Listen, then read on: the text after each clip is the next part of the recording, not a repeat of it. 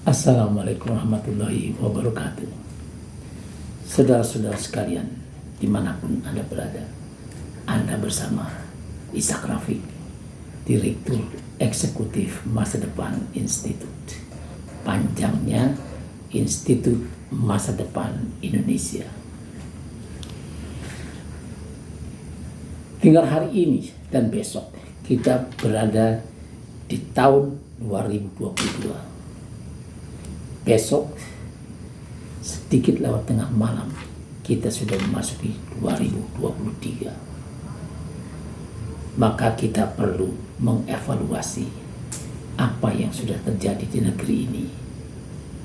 Apakah kita menuju kepada masa depan yang gemilang atau kita akan terpuruk ditentukan saat ini. Ditentukan langkah pertamanya saat ini. Nah, menjelang akhir tahun, kita punya kasus yang sangat menarik tapi bikin malu, yaitu kasus abuse of power. KPU, Ketua KPU,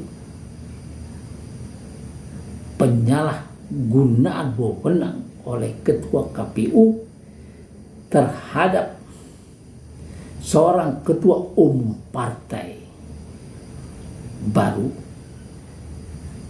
bernama Partai Republik Satu.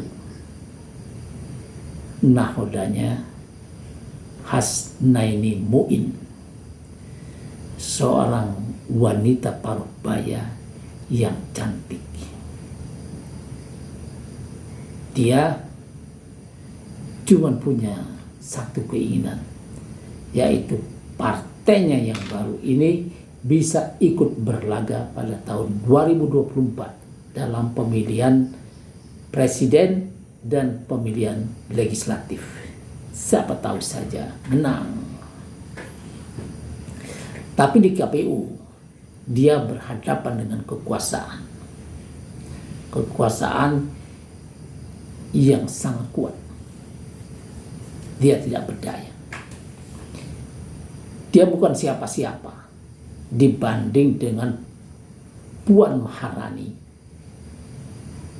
Ketua DPR RI dari Partai PDI Perjuangan, Partai Demokrasi Indonesia Perjuangan. Dia jauh di bawah kualitasnya dibanding dengan Ketua Umum PDIP Ibu Megawati Soekarno Putri. Orang yang tidak berdaya ini dipaksa oleh Ketua KPU Hasyim Asy'ari untuk memberikan gratifikasi. Gratifikasinya terlalu liar, ditinjau dari sisi etika. Dia minta pelayanan esek-esek di berbagai tempat dan hotel. Katanya selama 20 hari total dari bulan Agustus 2022 sampai Desember 2022. Nah, ini sangat mengerikan. Dan wanita ini yang lemah ini melawannya sendirian. Tidak ada satupun tokoh gerakan wanita yang mendampinginya. Padahal kasus pelecehan seksual ini adalah sesuatu yang mengerikan, yang menimpa wanita yang tidak berdaya. Juga Komnas Perempuan seperti tidak peduli, entah mengapa. Akibatnya Hasnaini harus menghadapi ini sendiri. Dia berang, dia marah. Dia dijanjikan bila dia melakukan gratifikasi yang sekarang dikenal dengan gratifikasi apem dan gratifikasi esek-esek ini, kalau dia mau melakukannya, maka sebagai imbalannya partainya, Partai Republik Satu, akan lolos seleksi KPU. Dan benar saja, Partai Republik Satu lolos pada seleksi pertama. Tapi pada seleksi kedua, dia tak lolos seleksi. Bahkan dia harus masuk penjara seperti dituturkannya karena dianggap terlibat kasus korupsi. Dan itu dia menyebut nama Erick Thohir ada di belakang itu. Terlepas dari semua ini, dia sudah melakukan perlawanan. Tapi kemudian wanita lemah ini menarik kembali laporannya kepada Farhad Abbas dan menyatakan bahwa semua yang dilaporkannya itu tidak benar. Dan dia mengaku dia menarik ini tanpa tekanan. Luar biasa. Dan saya sendiri lega. Untunglah apa yang dituturkannya kepada Farhad Abbas tidak terjadi seperti itu.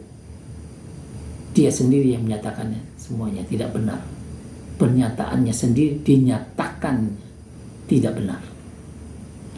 Ya, sehingga banyak pendukung status quo langsung menuduhnya sebagai wanita pembohong. Nah, saya melihat hal ini cukup lega sebenarnya kalau itu benar-benar tidak terjadi. Tapi beberapa hari kemudian, tanggal 26 Desember, dia menegaskan kembali pernyataannya bahwa itu semuanya benar. Dia telah meralatnya karena tekanan dari KPU, Hasyim Asy'ari dan kawan-kawannya. Dan dia telah mencabut kuasanya, kuasa hukumnya Farhad Abbas SHMH karena tekanan dari Hasyim Asy'ari DKK, dan surat pernyataannya itu mencabut surat kuasanya itu telah dia taken. Draftnya dibuatkan oleh pengacara KPU yang dulunya merupakan rekanan Farhad Abbas yang melompat ke KPU menjadi pengacara KPU. Nah, keadaan ini membuat keadaan menjadi tidak lagi sama. Tidak ada kelegaan di sini, yang ada ketegangan. Tapi persoalannya, saya tidak mau memasuki kasus ini terlalu jauh. Biar FNN, Forum News Network, Tempo, dan medsos dan medmas yang lain terus mengikuti kasus ini dan menyajikannya kepada kita. Saya mau masuk ke sesuatu yang lebih dahsyat, yaitu penyalahgunaan wewenang yang direncanakan lama.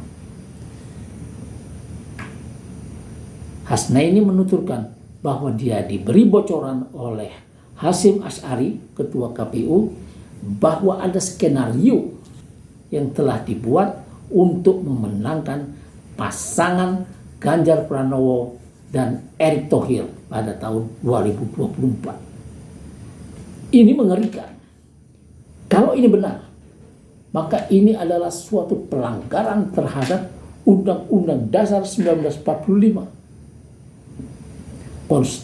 institusi negara, pelanggaran terhadap demokrasi, pelanggaran terhadap harapan rakyat untuk mendapatkan pilpres dan pemilihan legislatif yang jurdil, yang nantinya diharapkan bisa menghasilkan presiden dan wapres yang berkualitas, yang bisa mengangkat bangsa ini ke kemakmurannya, ke kedaulatannya secara ekonomi dan politik, dan mendapatkan wakil-wakil rakyat yang berkualitas, yang mampu mengontrol pemerintah dan mengawasi jalannya pemerintahan, sehingga semua yang demi rakyat ini bisa berjalan lebih baik.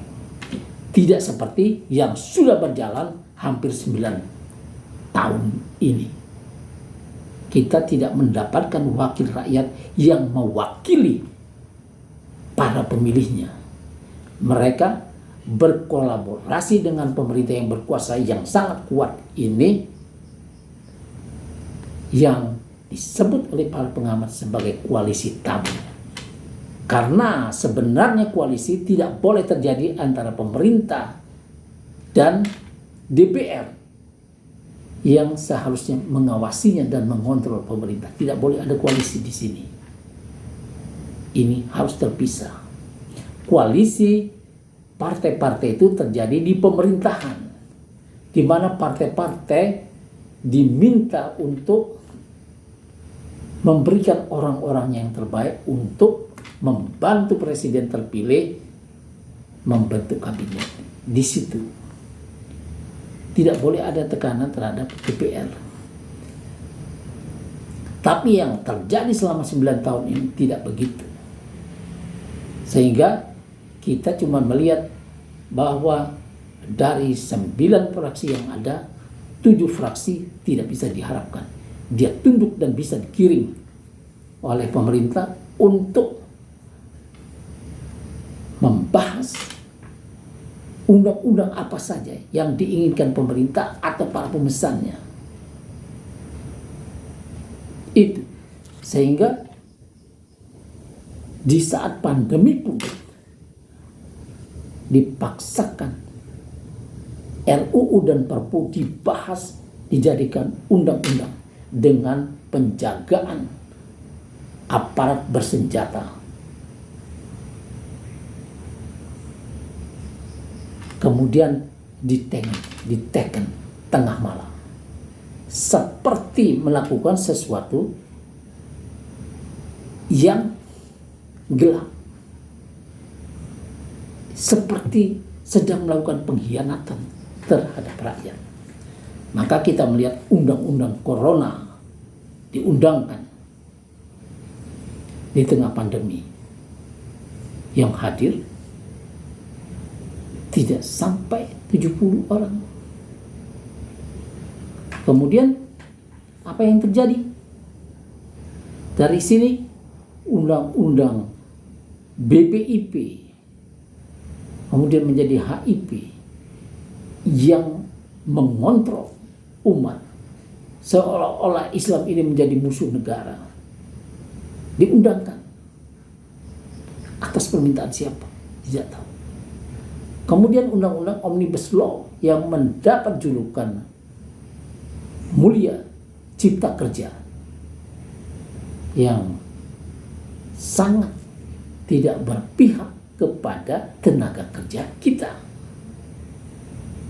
Ini dibuat dan diundangkan yang bisa membuat tenaga kerja Indonesia menjadi kulit kontrak seumur hidup karena tidak akan pernah diangkat, kehilangan hak-haknya termasuk hak cuti, hak pesangon dan lain sebagainya. Dia dikontrak terus. Yang seperti ini dibuat dan dikatakan itu untuk rakyat. Kemudian undang-undang Minerba yang menguntungkan investor, membuat rakyat sendiri, negara ini tetap miskin. Lalu undang-undang KUHP yang memberangus kemerdekaan berpendapat. Lalu undang-undang KPK sebelum berakhir masa jabatan DPR periode 2014-2019 di ujung mereka merevisi undang-undang KPK sehingga KPK dilunakkan sedemikian rupa, tidak lagi menjadi lembaga extraordinary. Dia menjadi lembaga pemerintah biasa yang bisa dikendalikan oleh presiden. Dan itu menjadi alat yang bisa dipakai untuk memberangus oposisi. Oposisinya berapa tahun terakhir ini memang tinggal dua. PKS, Partai Keadilan Sejahtera, dan Demokrat yang menolak tunduk. Tapi belakangan telah muncul kekuatan-kekuatan baru dipimpin oleh Ibu Megawati Soekarno Putri, Ketua Umum PDI Perjuangan, yang menolak perpanjangan masa jabatan presiden dan menolak 3 periode. Ini menjadi kekuatan oposisi baru dan keberanian Surya Paloh dari Nasdem yang mencalonkan Anies. Ini bibit-bibit perlawanan yang muncul. Nah, apa yang terjadi? Bocoran yang diberikan oleh Hasyim Asy'ari kepada Hasnaini ini sesuatu yang dahsyat, merupakan pelanggaran terhadap Undang-Undang Dasar 1945, pelanggaran terhadap demokrasi, pelanggaran terhadap keinginan rakyat untuk mendapatkan pemilu yang jurdil. Dan ini tidak bisa dibiarkan. Jadi ada dua persoalan di sini. Satu, gratifikasi, esek-esek gratifikasi apem yang menimpa orang lemah Hasnaini memang seperti itu biasanya. Penganiayaan, penindasan biasanya menyasar orang-orang lemah.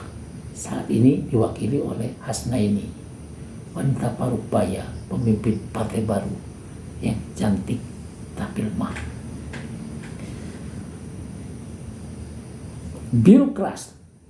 Birokrasi, orang-orang yang berkuasa di birokrasi di pemerintahan tidak akan berani menekan orang-orang macam Ibu Megawati Soekarno Putri, Ketua Umum PDIP, partai pemenang pemilu boleh dibilang sejak reformasi.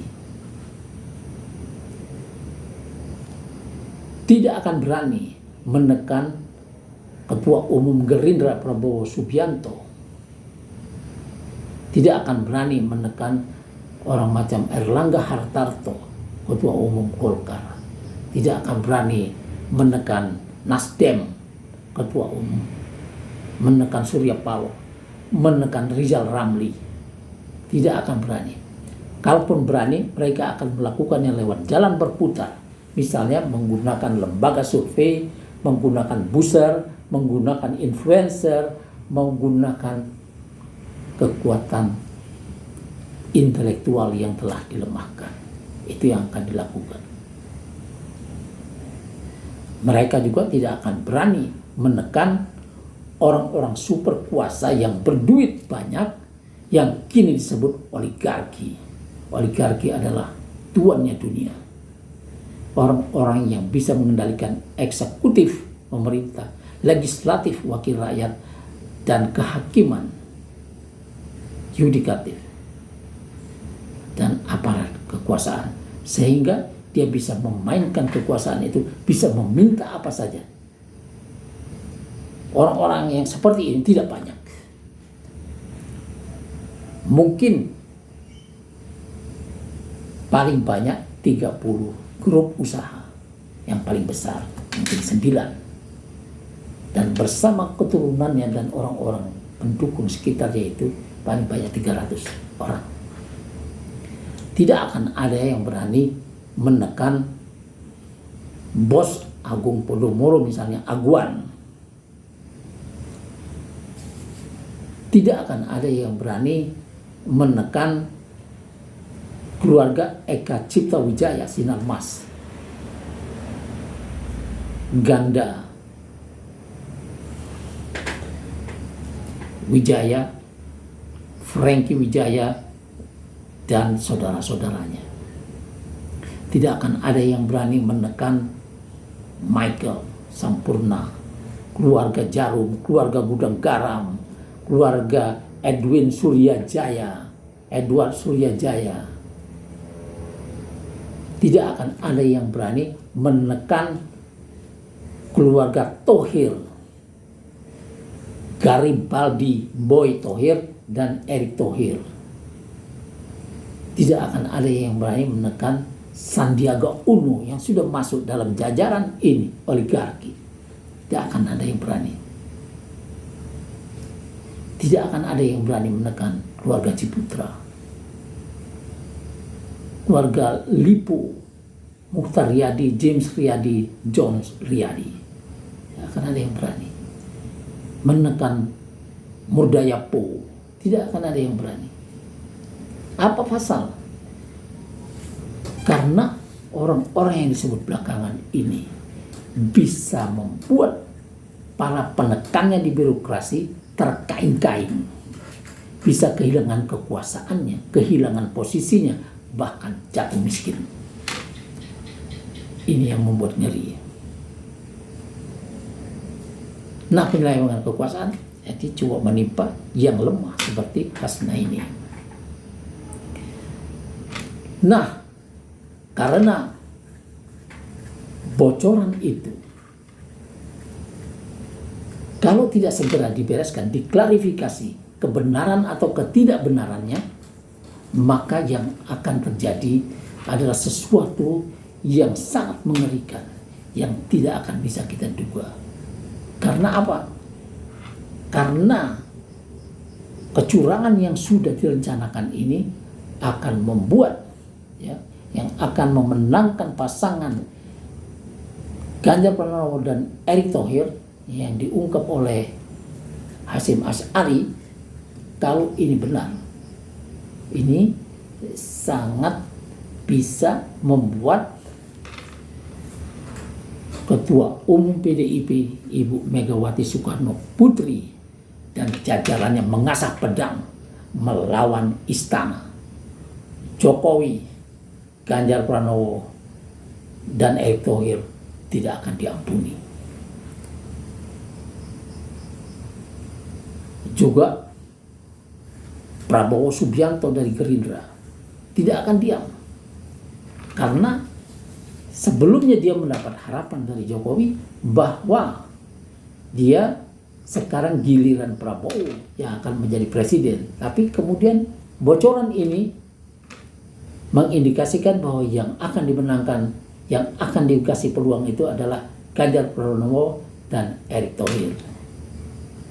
Yang ini juga Erlangga Hartarto yang sempat dijanjikan juga akan menarik diri, akan patah arang. Nasdem sudah pasti. Nah, kalau tidak segera diklarifikasi dan tidak segera diganti KPU-nya ini, maka yang akan terjadi adalah bertemunya kepentingan orang-orang besar ini, orang-orang partai parlementer ini akan bertemu dengan kepentingan orang-orang yang selama ini ada di jalanan, yang non-parlemen. Akan bertemu dan Jokowi akan menjadi musuh bersama yang sangat tidak baik. Akhirnya, bukan tidak mungkin akan terjadi sesuatu yang berdarah-darah dalam perubahan ini. Karena orang menginginkan perubahan total. Semua undang-undang yang telah dibuat di masa pandemi itu akan dicabut. IKN akan dipikir ulang. Kemudian keluarga yang telah menikmati privilege dan segala kemudahan selama ini akan dicabut lagi oleh penguasa baru. Nah, sebelum bencana yang seperti ini terjadi, ada baiknya dilakukan klarifikasi dan kocok ulang KPU yang sedang manggung ini. Hasyim Asy'ari dan jajarannya tidak bisa dipakai karena tidak menjanjikan pemilu yang jurdil. Tapi kasus ini tidak bisa berhenti di sini. Dia harus dibawa pengadilan. Dibawa ke pengadilan, belum tentu Hasyim Asy'ari bersalah dalam urusan ini. Bisa saja itu hoax atau itu fitnah dan lain sebagainya. Tapi pengadilan yang menentukan itu. Wassalamualaikum warahmatullahi wabarakatuh.